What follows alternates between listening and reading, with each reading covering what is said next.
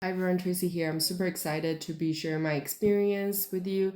And thank you so much, Professor Zhao and Liang Xiao, for inviting me to record this video. I graduated 3 years ago, but I did graduate with major honors in Global China Studies from NYU Shanghai in 2022.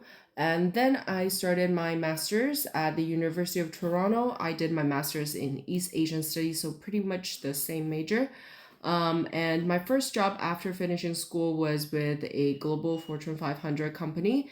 So basically, I was in tech sales. So today, I want to share a little bit more specifically on relationship between the major and finding a job. So my opinion is always to separate those two. I always choose the major that interests me, that give me a lot of insights and perspectives.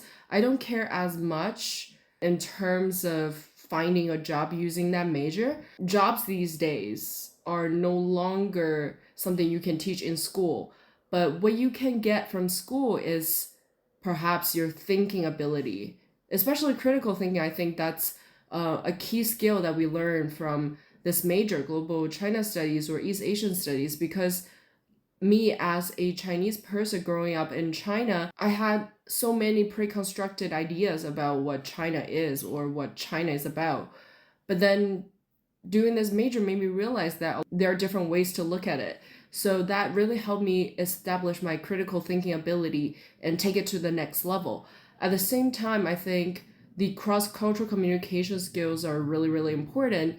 It's not just something that you learn from doing presentations, from doing research papers for the courses, but also you are interacting with classmates coming from different cultural and social and historical backgrounds. So in that case, you are talking about the same thing, you are discussing the same topic, but they might bring in different perspectives. And it might be challenging to face different opinions about what you think you know already, but gradually you will see the value in just hearing about different perspectives. Nowadays, we are faced with so much data. We have the ability to sift through the data and see what's behind the data. With the training in this major, we really have the ability to capture the intention of how the data is presented. And I think that's something super, super valuable. And you can totally make a case for you in business analytics, in data analytics.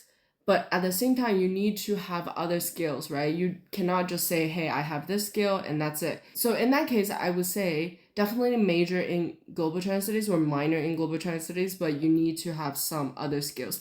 This could be another major, this could be another minor, but this could also be coming from your practical experience. For example, your internships. I always emphasize this. Internship is so important because it helps you understand, like, what do you do in each job or each position and what's each industry like, because you're not gonna get any idea just sitting right there reading through your books. But of course, a lot of my classmates decided to pursue a PhD track, so which means they would love to deepen their understanding of the topic and later probably become a professor or researcher in the field.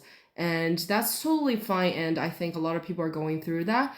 Global China Studies is definitely a very important or very meaningful fields to be focusing on.